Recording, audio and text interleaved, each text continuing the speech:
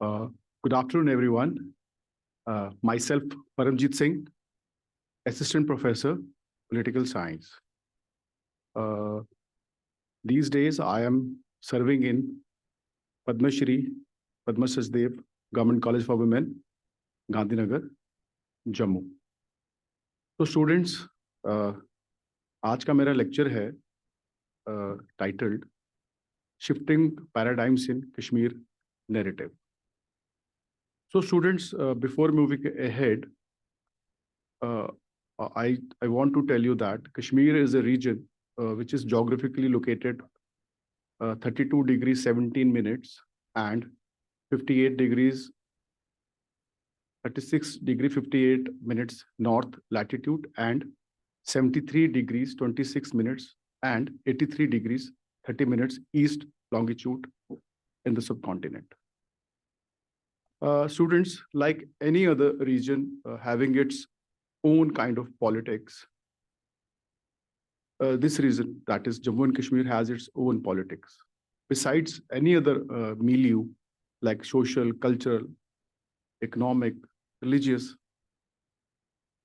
it has multi-layered, milieus. But here we'll discuss only political milieu. क्यों? क्योंकि जैसे कि जम्मू कश्मीर के जो स्पेशलिस्ट हैं, like professor Rekha Chaudhary of Jammu University and Professor Namrita Chadha Behra of Jawaharlal Nehru University, उन लोगों ने बड़ा एप्टली एनालाइज किया है कि जम्मू कश्मीर की पॉलिटिक्स को समझने के लिए, जम्मू कश्मीर को समझने के लिए हमें उसका पॉलिटिकल पर्सपेक्टिव ध्यान में रखना चाहिए, रादर देन कि you can say ideological, religious, economic या कोई और. We should focus on political milieu only. तो स्टूडेंट्स, क्यों पॉलिटिकल ही क्यों? क्योंकि अगर आप चीजों को एनालाइज करेंगे कि 1947 से पहले जो कश्मीर के ऊपर जो अपने आप को जो असर्ट कर रहे थे, वो भी एक पॉलिटिकल एंटिटीज ही थी. Most notably Indian national Congress and Muslim league. ये दोनों के दोनों अपने आप को जम्मू कश्मीर के ऊपर असर्ट कर रहे थे. और लोकल लेवल के ऊपर it was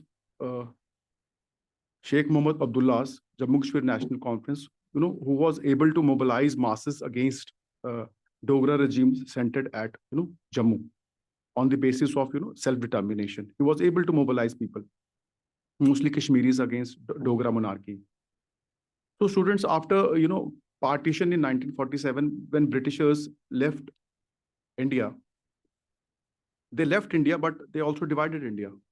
So to understand Jammu and Kashmir, we have to understand it in various perspectives. We will have to analyze it internally as well as externally.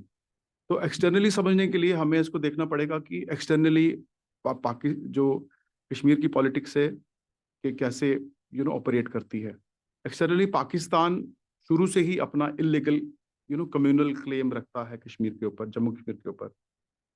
Why I'm saying it is illegal claim?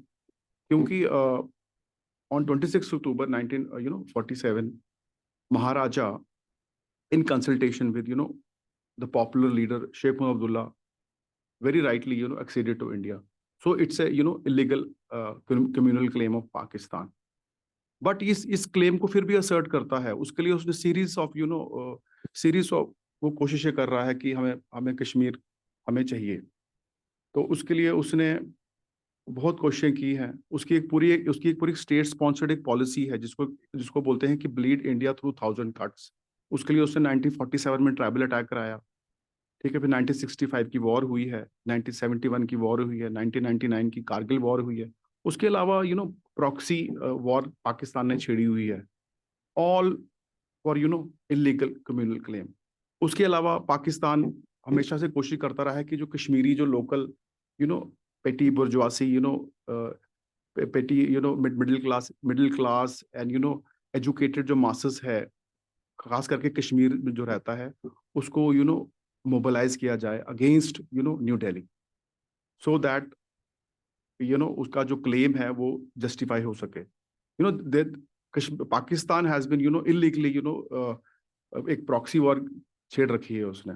ठीक है, तो उसके लिए एक JKLF बनाई गई, ठीक है, which was sponsored by Pakistan, Jammu Kashmir liberation front. फिर बाद में you can observe there was upsurge of Hurriyat conference, ठीक है, and so on and so forth। ये लोग सब they are all sponsored by Pakistan। Internally Jammu Kashmir को समझने के लिए हमको ये समझना पड़ेगा कि 1947 के बाद जब जम्मू कश्मीर ने एक्सीड किया न्यू दिल्ली को, तो न्यू दिल्ली ने जम्मू कश्मीर को आर्टिकल 370 के अकॉर्डिंगली गवर्न किया। तो उसके तहत आर्टिकल 370 के तहत जो इस रीजन है, जम्मू कश्मीर रीजन है, इसको कुछ स्पेशल पास दी गई। तो जब स्पेशल पास दी गई इस रीजन को, तो power centre somehow became Kashmir became power center। So and it was reluctant to share its political power with Jammu region and Ladakh region। It was very reluctant to share its power with both the regions, both other regions। One is Jammu region, other one is Ladakh region।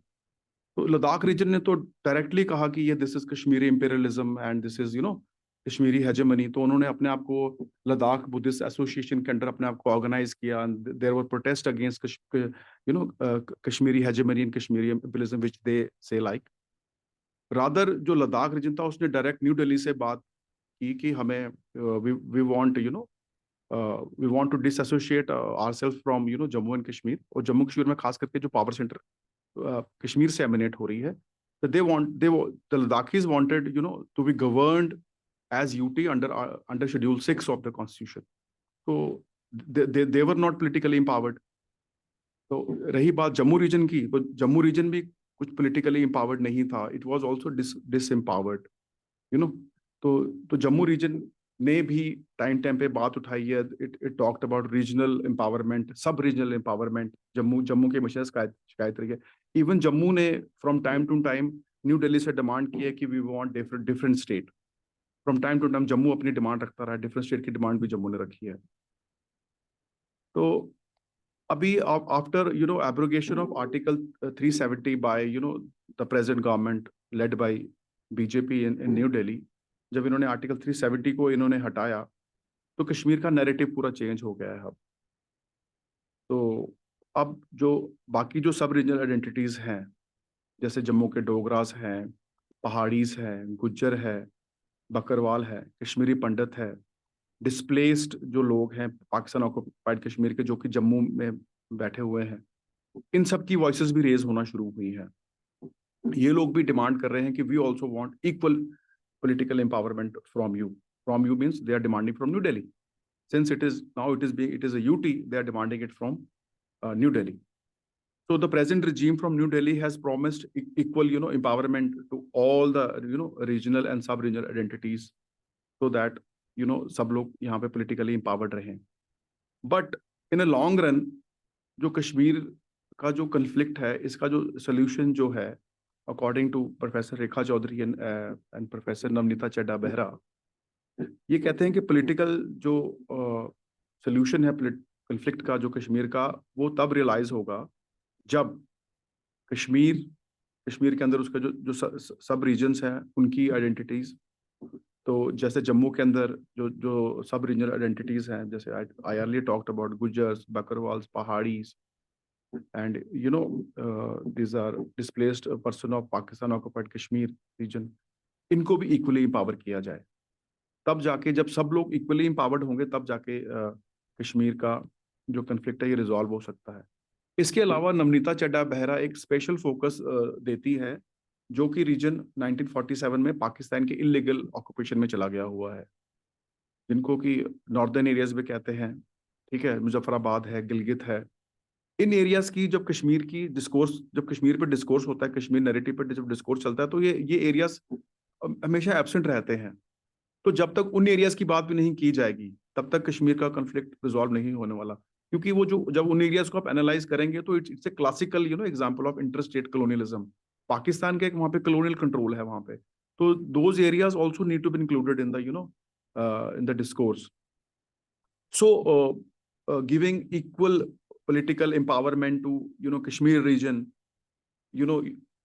Ladakh region, Jammu, Jammu के जो सब regions हैं, even जो Pakistan occupied के जो regions हैं, इन सबको equally जब पॉलिटिकली इंपावर्ड किया जाएगा, तब जाके कश्मीर का जो कि सोल्यूशन निकल के सामने आएगा. So this is the solution to the Kashmir conflict, and which was I was trying to analyze through the topic shifting paradigms of Kashmir narratives. So students, thank you so much.